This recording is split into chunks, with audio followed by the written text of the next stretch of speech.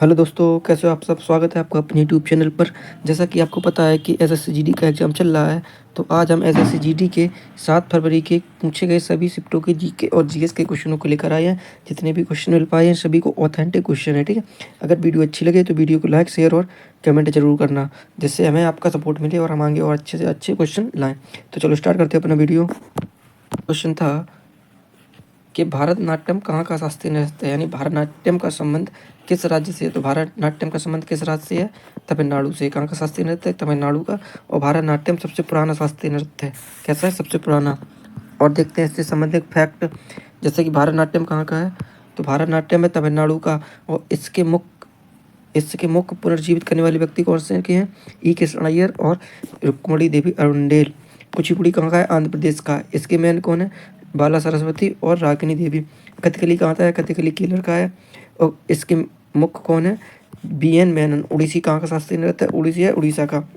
उड़ीसी के मेन इंदिराणी रहमान और चार्ल्स फ्रेबरिक। मणिपुरी कहाँ का है? मणिपुर का है। और इसके मेन है राजा भागचंद्र और रविन्द्रनाथ टैगोर। कथक कहाँ का है? कथक नॉर्थ इंडिया का है, यानी उत्तर प्रदेश का। इसके कौन है? रेडी लीला शोकी। और मोहिनीअट्टम कहाँ का है? और मोहिनीअट्टम कहाँ का है? केरल का। मोहिनीअट्टम कहाँ का है? केरल का। तो केरल के कितने शास्त्रीय नृत्य हैं? 2। कौन कौन से? एक तो कथकली और एक मोहिनीअट्टम। ये दोनों कहाँ के हैं? केरल के। और तमिलनाडु का कौन सा है? तमिलनाडु का है भारतनाट्यम। भारतनाट्यम सबसे पुराना शास्त्रीय नृत्य है, लगभग 2000 साल पुराना है, ठीक है? और देखते हैं, नेक्स्ट क्वेश्चन पूछा गया था कि कथकली और मोहिनीअट्टम का संबंध किस शास्त्रीय नृत्य से है? किस राज्य से है? कथकली और मोहिनीअट्टम है, ये दोनों शास्त्रीय नृत्य। इनका संबंध किस राज्य से है? इनका संबंध है केरल से। ये स्वास्थ्य नहीं है, यहाँ पे शास्त्रीय नृत्य होगा, ठीक है? ये गलत टाइप हो गया। जब आपको पीडीएफ मिलेगी तो इसमें स्वास्थ्य के शास्त्रीय नृत्य आ जाएगा। तो कथकली और मोहिनीअट्टम कहाँ का है? केरल का, ठीक है? शास्त्रीय नृत्य। नेक्स्ट क्वेश्चन देखते हैं। नेक्स्ट क्वेश्चन पूछा गया था कि हल्दा त्यौहार कहाँ मनाया जाता है? तो हल्दा त्यौहार कहाँ मनाया जाता है? हिमाचल प्रदेश में। हल्दा त्यौहार है जो नव वर्ष का स्वागत करने के लिए मनाया जाता है। नव वर्ष का स्वागत करने के लिए कहाँ मनाया जाता है? हिमाचल प्रदेश में। हल्दा कहाँ का है? हिमाचल प्रदेश का। नेक्स्ट क्वेश्चन पूछा गया था कि 1991 से 1990 तक कुल कितनी पंचवर्षीय योजनाएं चली? यानी एक टाइम पीरियड दिया गया था 1951 से। 91 नहीं, 1951 था, ठीक है? यहाँ 91 नहीं होगा, यहाँ पे 1951 होगा। 1951 से, यानी स्टार्टिंग से और 1990 तक कितनी पंचवर्षीय योजनाएं चली थी? तो कुल 7 पंचवर्षीय योजनाएं चली थी। कितनी? 7। यहाँ 91 नहीं होगा। 1951 से 1990 तक कुल कितनी पंचवर्षीय योजनाएं चली? 7। कौन कौन सी चली देखते हैं। जैसे पहली पंचवर्षीय योजना चली थी 1951 से स्टार्ट होती है, ठीक है? 1951 से 56 पहली। इसकी उद्देश्य था कृषि की प्राथमिकता। दूसरी पंचवर्षीय योजना 56 से 61 उद्योग क्षेत्र की प्राथमिकता, इसका उद्देश्य। तीसरी पंचवर्षीय योजना 61 से 1961 से 1966 कृषि और उद्योग, इसमें दोनों की प्राथमिकता थी। चौथी पंचवर्षीय योजना 1969 से 1974। इसका मुख्य उद्देश्य था न्याय के साथ गरीबी को हटाना तथा विकास को बढ़ाना। नेक्स्ट, पाँचवीं पंचवर्षीय योजना का उद्देश्य, पाँचवीं पंचवर्षीय योजना थी 1974 से 1979, यानी 1974 से 1978। ये पाँचवीं वाली 4 साल ही चली थी, ठीक है? इसका मुख्य उद्देश्य का गरीबी का हटाना और आत्मनिर्भरता को बढ़ाना। छठवीं पंचवर्षीय योजना 1925 से 1985। इसका मुख्य उद्देश्य था गरीबी हटाओ का नारा दिया गया छठवीं वाली पंचवर्षीय योजना। सातवीं पंचवर्षीय योजना 1985 से 1990 फूड प्रोडक्शन एंड रोजगार उत्पादकता। तो 1951 से 1990 के बीच कितनी पंचवर्षीय योजनाएं होंगी? 7, ठीक है? कितनी होंगी? 7। ऐसे ये वाक्य हैं, जैसे आप पढ़ लेना। नेक्स्ट क्वेश्चन देखते हैं। अगला क्वेश्चन पूछा गया था कि संगीत नाटक अकादमी पुरस्कार 2018 छऊ नृत्य के लिए किसे मिला? तो संगीत नाटक अकादमी पुरस्कार था 2018 वाला, ये छऊ नृत्य के लिए किसे मिला था? तो छऊ नृत्य के लिए किसे मिला था? तपन कुमार पटनायक को। तपन कुमार पटनायक है। इनका संबंध किस नृत्य से है? छऊ नृत्य से है। और ये जो क्वेश्चन है ना, ये क्वेश्चन पिछले साल भी पूछा गया है, ठीक है? ये पिछले साल का रिपीटेड क्वेश्चन है, क्योंकि मैंने एग्जाम दिया था तब उसमें आया था। तो चलो आगे वाला क्वेश्चन देखते हैं। नेक्स्ट क्वेश्चन था 2011 की जनगणना के अनुसार सबसे कम जनसंख्या किस राज्य की है? ठीक है? तो 2011 की जनगणना के अनुसार सबसे कम जनसंख्या कहाँ की है? सिक्किम की। ये सबसे कम है, लेकिन ऑप्शन में सिक्किम नहीं था, सिक्किम के अलावा कोई और ऑप्शन था, ठीक है? तो सबसे कम जनसंख्या वाले 5 राज्य देखते हैं। सबसे कम है सिक्किम की, दूसरे नंबर पर आता है कम है मिजोरम, तीसरे पे आता है अरुणाचल प्रदेश, चौथे पे आता है मेघालय, 5वें में आता है गोवा, ठीक है? तो सबसे कम जनसंख्या कितनी है? नीचे से 5 कौन से हैं? पहले सिक्किम, मिजोरम, अरुणाचल प्रदेश और मेघालय और गोवा, ठीक है? नेक्स्ट देखते हैं, अगला था आंध्र प्रदेश का जनसंख्या, अरुणाचल प्रदेश का जनसंख्या घनत्व तो सबसे कम होता है। अरुणाचल प्रदेश का जनसंख्या घनत्व सबसे कम है। और मेघालय ने 2001 से 2011 के बीच सबसे ज़्यादा 10 की वृद्धि दर्ज की थी। तो अगर पूछा जाए 2011 की जनगणना में सबसे ज़्यादा 10 की वृद्धि किस राज्य ने की, तो सबसे ज़्यादा 10 की वृद्धि की मेघालय राज्य ने। किसने? मेघालय ने। नेक्स्ट कि अरुणाचल प्रदेश का दिबांग घाटी जिला देश का सबसे कम आबादी वाली जिला है। तो अगर पूछा जाए सबसे कम आबादी वाला जिला कौन सा है, तो अरुणाचल प्रदेश का दिबांग घाटी कैसा सबसे कम आबादी वाला जिला, क्योंकि पिछली साल ये वाले क्वेश्चन भी बहुत हाइप पर थे कि सबसे छोटा सबसे कम आबादी वाला जिला और सबसे बड़ा आबादी वाला जिला का ज़्यादा हाइप पे क्वेश्चन थे। तो हो संभावना है कि ये क्वेश्चन भी फंस सकता है। तो सबसे कम आबादी वाला जिला अरुणाचल प्रदेश का दिबांग घाटी। नेक्स्ट क्वेश्चन था कि एशियन गेम 2023 में भारत की रैंक कितनी थी। तो एशियन गेम हुए थे 2023 के, इसमें भारत की रैंक कितनी थी, तो इसमें भारत की रैंक थी चौथी। कितनी थी? चौथी। और पहली रैंक किसकी थी, तो पहली रैंक थी चीन की। और 2023 एशियन गेम का आयोजन कहाँ हुआ था, तो इसका होस्ट का चाइना, इसका होस्ट कहाँ हुआ था, चाइना में। ठीक है।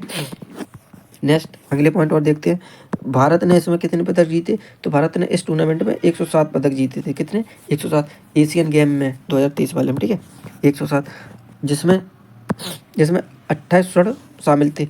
107 पदक जीते, जिसमें 28 क्या थे, 28 गोल्ड थे। ठीक है। और भारत ने एशियाई खेलों में अपना 8वां पदक पुरुष कबड्डी से जीता था। और इसमें कबड्डी में पुरुष और महिला ने दोनों ही स्वर्ण पदक जीते थे।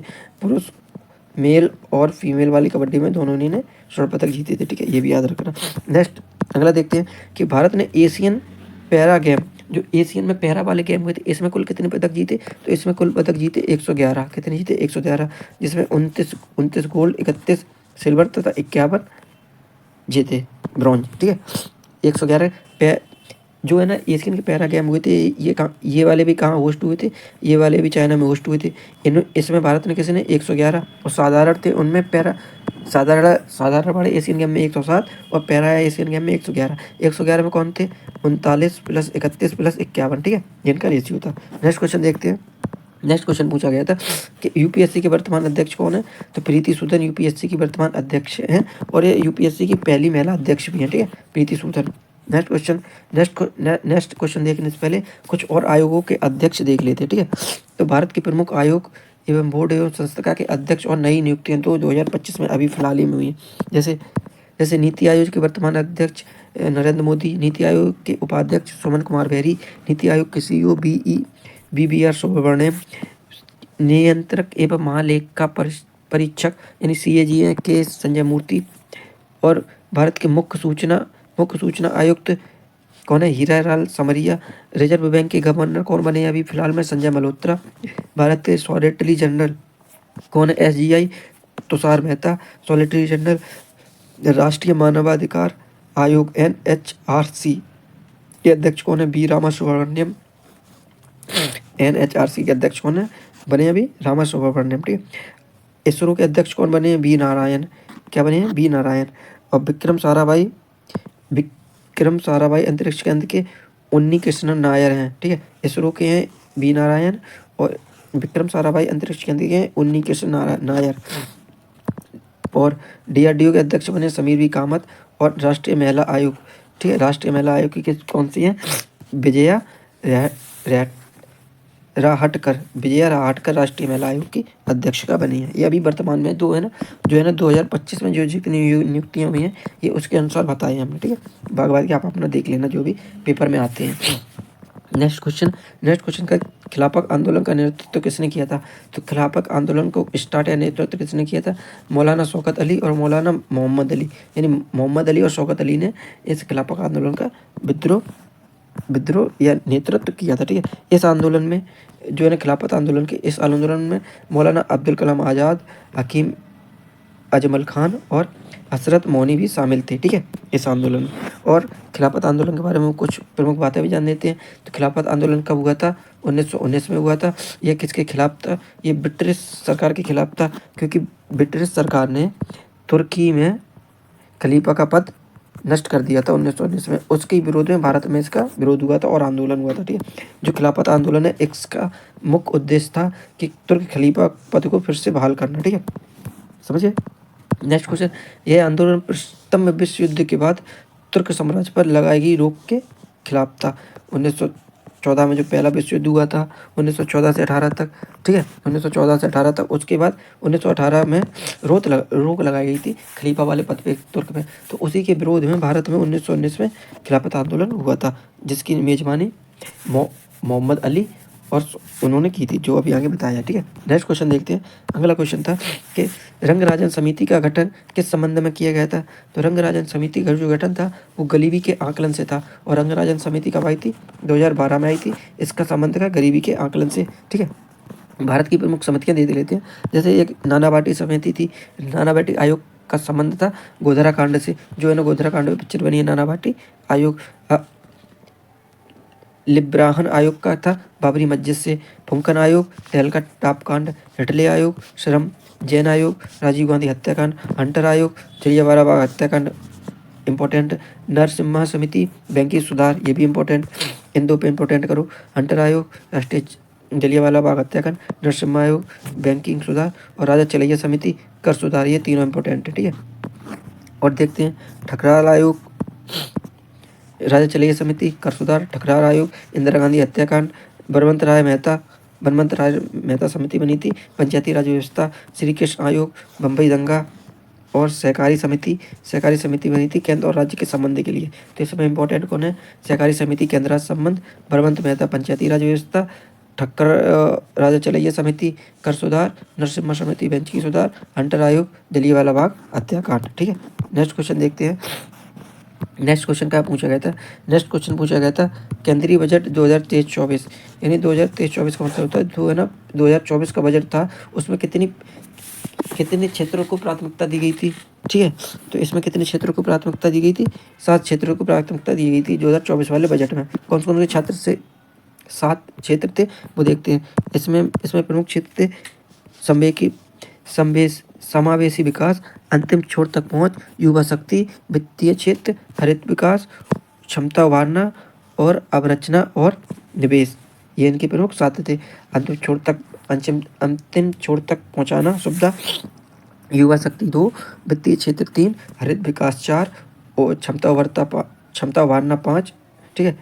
और 1 2 3 4 5 और अवरचना और निवेश 6 और समावेशी विकास 7, ये प्रमुख 7 प्राथमिकताएं थी 2024 वाले में, और जिन्हें सप्तऋषि नाम दिया गया था, ठीक है। अगला क्वेश्चन देखते हैं। नेक्स्ट क्वेश्चन था वेद समाज की स्थापना कब और किसने की? तो वेद समाज की स्थापना सन 1864 में चेन्नई में की गई थी। कहाँ की गई थी? 1864 में, और चेन्नई में। किसने की थी वेद समाज की स्थापना? की थी केशव चंद्र सेन और के श्रीधर नायडू ने। तो वेद समाज की स्थापना मद्रास में 1864, केशव चंद्र सेन और के श्रीधरलू नायडू। जो वेद समाज थी ये ना ब्रह्म समाज से प्रेरित थी। किससे? ब्रह्म समाज से। नेक्स्ट क्वेश्चन, नेक्स्ट देखते हैं प्रमुख संगठन और उनके संस्थापक और इनकी स्थापना कब हुई। तो कौन कौन से हैं अभी देखते हैं 1 मिनट में। जैसे ब्रह्म समाज, राजा राममोहन राय, 1828 कोलकाता। ब्रह्म समाज और आत्मीय सभा दोनों राजा राममोहन राय। ब्रह्म समाज 1828 की, आत्मीय सभा 1815 की, दोनों का कोलकाता, ठीक है। तत्वबोधिनी सभा देवेंद्रनाथ टैगोर 1847 कलकत्ता। और यंग व्यंग आंदोलन डेरेजियो 1826, ये भी कलकत्ता। आदि ब्रह्म समाज केशव चंद्र सेन कोलकाता। प्रार्थना समाज आत्माराम पांडुरंग 1867 बम्बई। आर्य समाज दयानंद सरस्वती बम्बई। प्रार्थना समाज और आर्य समाज दोनों बम्बई। अलीगढ़ आंदोलन सर सैयद अहमद खान 1875 अलीगढ़। और थियोसोफियल सभा 1875 में की गई थी, ठीक है। रामकृष्ण मिशन स्वामी विवेकानंद बेल्लौर में की गई थी 1897 में। सर सोमस समाज ज्योतिबा फूले 1873 पुणे में। बहिष्कृत हितकर्णी सभा डॉक्टर भीमराव अम्बेडकर 1924 बम्बई। राष्ट्रीय स्वयंसेवक संघ डॉक्टर हेडगेवर 1925 नागपुर में, जिसे RSS कहा जाता है। किसने? Doctor Hedgewar, Nagpur. Hindu Mahasabha Madan Mohan Malaviya 1915 Haridwar. Social service league NM Joshi 1911 Bombay. Bharatiya Sevak समाज गोपाल कृष्ण गोखले 1905 बम्बई, ठीक है। नेक्स्ट क्वेश्चन देखते हैं। नेक्स्ट क्वेश्चन पूछा गया था कि सन 2000 में किस नृत्य को शास्त्रीय नृत्य का दर्जा दिया गया था। तो सन 2000 में शंकर देव के प्रयास से सत्रिया नृत्य को शास्त्रीय नृत्य का दर्जा दिया गया था। और सत्रिया कहाँ का नृत्य है? सत्रिया असम का शास्त्रीय नृत्य है, जो कि सबसे नया शास्त्रीय नृत्य है। ठीक है, तो भारत में अब कुल कितने हुए हैं शास्त्रीय नृत्य? 7। ठीक है। तो शास्त्रीय नृत्य अकादमी ने शास्त्रीय नृत्य का दर्जा दिया था। और दर्जा किसने किया था? संगीत नाटक अकादमी ने। ठीक है, शास्त्रीय नृत्य की खासियत देखते हैं। जो ये सत्रिय वाला है, असम वाला सत्रिय, इस सत्रिय की प्रमुख खासियत देखते हैं। यह नृत्य भक्ति आंदोलन से प्रभावित था। पहली बात तो 2000 में क्या ये ना सन 2000 में शास्त्रीय नृत्य बना और ये 5000 साल पुराना है, 500 साल पुराना है। ठीक है, कितने साल पुराना है? 500। तो इसकी प्रमुख खासियत देखते हैं।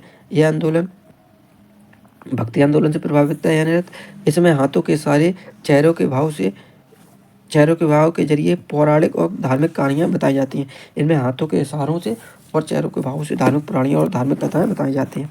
नेक्स्ट अगला देखते हैं। सत्रिय नृत्य में सुंदर आंदोलन, जटिल फुटवर्क और अभिव्यंजक हाथ के इशारे शामिल होते हैं। ठीक है, सत्रिय नृत्य में। और जो सत्रिय नृत्य होता है, इसका प्रदर्शन मुख्य रूप से राधा और कृष्ण या राम या सीता की कहानी पर आधारित होता है। ठीक है, सत्रिय नृत्य। और सत्रिय नृत्य की परंपरागत हस्तमुद्राएं, पदकार्यों और आर्य संगीत आदि के संबंध में शक्ति से बने सिद्धांतों पर चलती है। इस सत्रिय नृत्य में प्रमुख नियम बनाए जाते हैं हस्त मुद्राओं के और पाद के काल, उन्हीं पे ये होता है। नेक्स्ट क्वेश्चन कि भारतीय पुरुष हॉकी टीम ने 2014 के एशियाई खेलों में स्वर्ण पदक जीतने के लिए कितने सालों का इंतजार करना पड़ा? यानी 2014 के एशियाई खेल हुए थे, उसमें पुरुष हॉकी टीम ने जो गोल्ड मेडल जीता था वो कितने सालों के इंतजार के बाद जीता था? ये मेन क्वेश्चन था, दोबारा से पढ़ लो। तो भारतीय पुरुष हॉकी टीम ने 2014 के एशियाई खेलों में स्वर्ण पदक जीतने के लिए कितने सालों का इंतजार करना पड़ा? तो कितने सालों का इंतजार करना पड़ा था? 9 सालों का। कितने सालों का? 9 सालों का। 2014 के एशियन खेल से पहले। ठीक है, इससे पहले भारत ने 1966 और 1998 में एशियाई खेलों में स्वर्ण पदक जीता था। यानी 2014 से पहले कब जीता था? 1998 में, और उससे पहले 1966 में। अब एशियाई खेलों में भारतीय फुटबॉल टीम कितनी बार स्वर्ण पदक जीत चुकी है? 3 बार, 1966, 1998 और 2014। ठीक है, हॉकी टीम, फुटबॉल नहीं है, हॉकी टीम है। नेक्स्ट देखते हैं, भारतीय हॉकी टीम ने अब तक इन खेलों में 4 बार स्वर्ण पदक जीते हैं। ठीक है, कब एशियाई खेलों में कब हॉकी टीम ने जीते? 1966 में, 1998 में, 2014 में और 2023 में। ये हो गए दोनों टाइम। और इसी से था 2014 से पहले कब जीता था? 1998 में। कितने साल का गैप हो गया?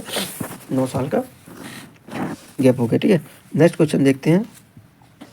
नेक्स्ट क्वेश्चन था कि भारत की हॉकी टीम ने ओलंपिक में भी कई बार स्वर्ण पदक जीते हैं। तो भारत की हॉकी टीम ने ओलंपिक में कितने स्वर्ण पदक जीते हैं? 8 पदक। पहला स्वर्ण पदक 1928, 32, 36, तीनों लगातार। पहला 1928, फिर 32, फिर 36, फिर 36 के बाद द्वितीय विश्व युद्ध का 1839 से 1939 से 1945 तक। तो 2 तो हुए नहीं, जो है ना, 36 के बाद 2 गैप हुए, फिर उनके बाद 48, 52, 56, फिर उसके बाद गैप होगा 64, फिर 80। ठीक है, ये प्रमुख ओलंपिक में भारतीय हॉकी टीम के हैं। कितने हैं? 1928, 32, 36, 48, 52, 56, 64 और 80। ठीक है, नेक्स्ट क्वेश्चन, भारत के वर्तमान संस्कृति मंत्री कौन है? तो भारत के वर्तमान संस्कृति मंत्री कौन है?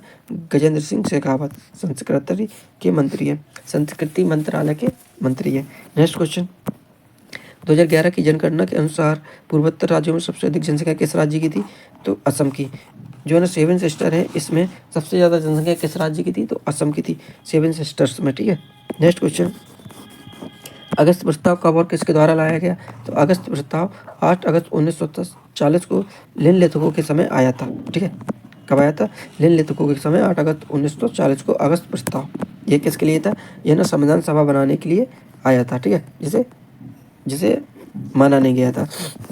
नेक्स्ट क्वेश्चन, भारत के राष्ट्रीय आंदोलन और प्रमुख घटनाएं ये लिख लेते हैं, कौन कौन सी थी? थोड़ा जूम करके, हाँ आप सही है।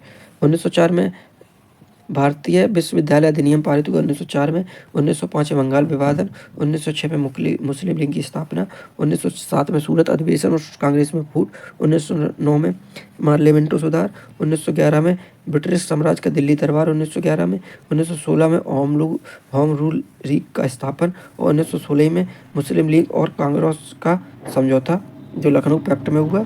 ठीक है, 1917 में गांधी जी का चंपारण में आंदोलन, 1919 में रॉलक एक्ट, 1919 में जलियांवाला बाग हत्याकांड, 1919 में मार्टेंग्यू चेम्सफोर्ड सुधार, ये तीनों इंपॉर्टेंट है। 1919 रॉलक एक्ट, जलियांवाला बाग हत्याकांड, 1919 मार्टेंग्यू चेम्सफोर्ड अधिनियम सुधार जिसे कहते हैं। नेक्स्ट 1920 खिलाफत आंदोलन, 1920 में खिलाफत और असहयोग आंदोलन दोनों हुए।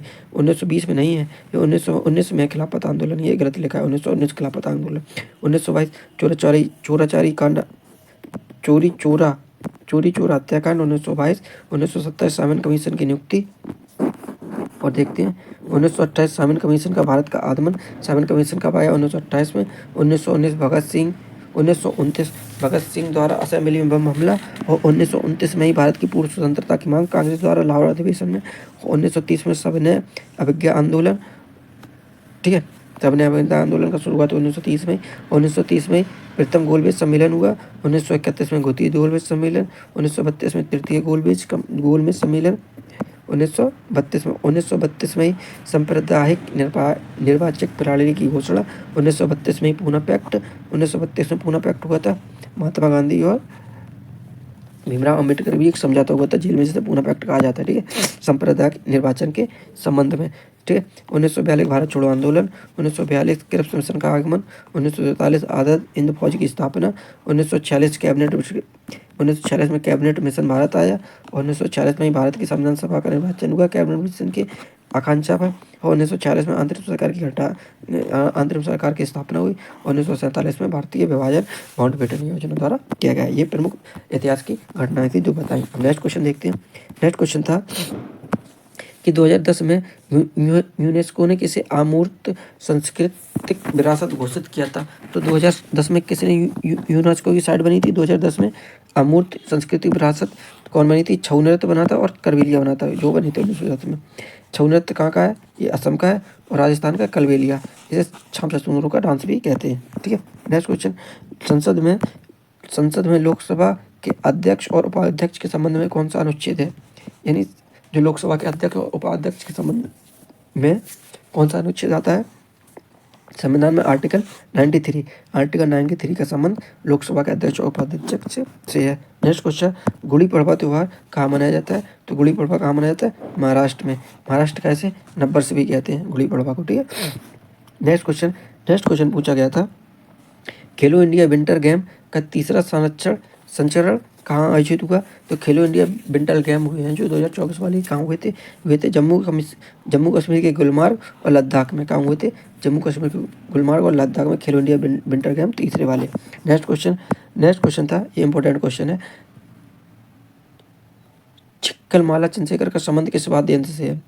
तो सिक्किम नहीं है, सिक्कल, क्या है? सिक्कल माला चंद्रशेखर का संबंध किस वाद्य यंत्र से? तो सिक्कल माला चंद्रशेखर का संबंध किस वाद्य यंत्र से? बांसुरी से। बांसुरी का संबंध किससे? छिक्कल माला चंद्रशेखर, सिक्किम नहीं, छिक्कल माला चंद्रशेखर बांसुरी के प्रमुख हरिप्रसाद चौरसिया, राजेंद्र प्रसन्ना, राजेंद्र कुलकर्णी, ये प्रमुख हैं इसके, ठीक है। कौन कौन के बांसुरी से? हरिप्रसाद चौरसिया प्रमुख, राजेंद्र प्रसन्ना और राजेंद्र कुलकर्णी। नेक्स्ट क्वेश्चन देखते हैं।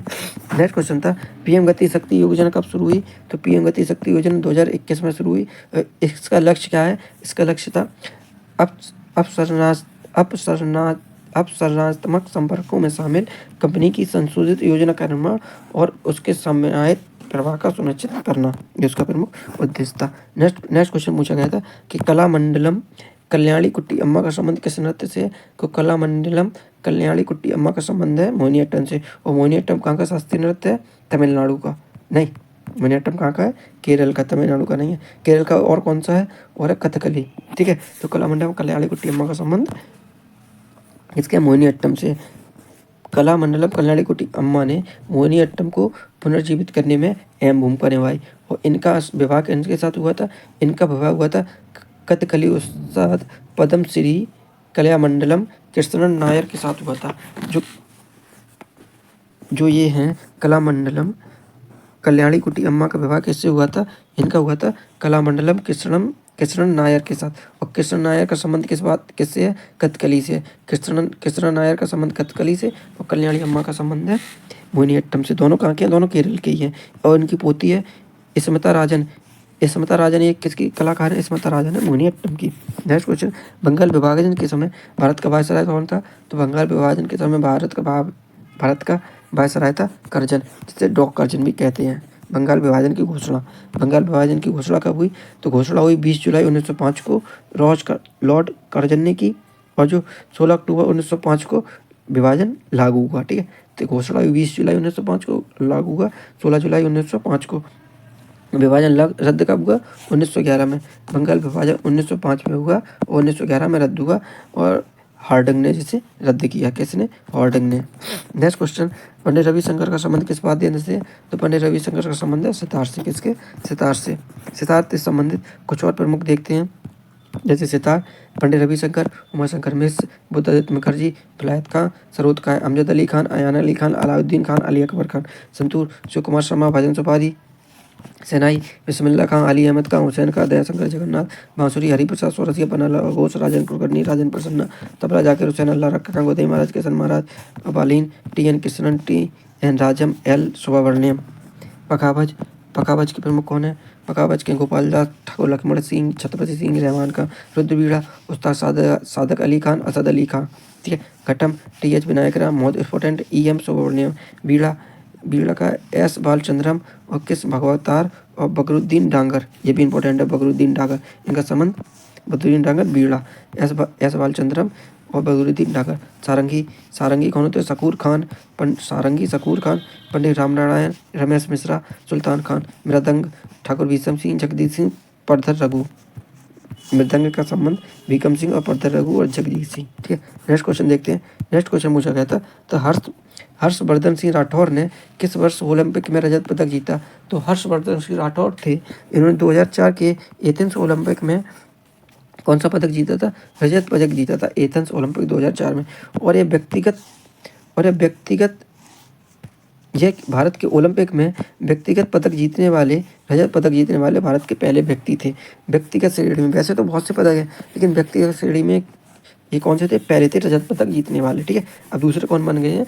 अभी फिलहाल में जो हुआ था ओलंपिक पेरिस, उसमें जीता है रजत पदक किसने? नीरज चोपड़ा ने। ठीक है। तो हर्षवर्धन सिंह राठौर का संबंध किस खेल से? इनका संबंध है शूटिंग से, निशानेबाजी से। ठीक है। और इनके संबंध में और कहाँ गए यार? हमें लगता है क्वेश्चन सब लापता हो गए हैं, जो कि आए नहीं है। तो बाकी क्वेश्चन बचे, जो जितने क्वेश्चन बचे हुए हैं वो हम तुम्हें अगले वाली वीडियो में ऐड कर देंगे, और ये जो PDF इसमें आगे करके जोड़ देंगे। ठीक है। अगर आपको वीडियो अच्छी लगे तो वीडियो को लाइक और चैनल को सब्सक्राइब और लाइक जरूर कर देना। थैंक यू, धन्यवाद।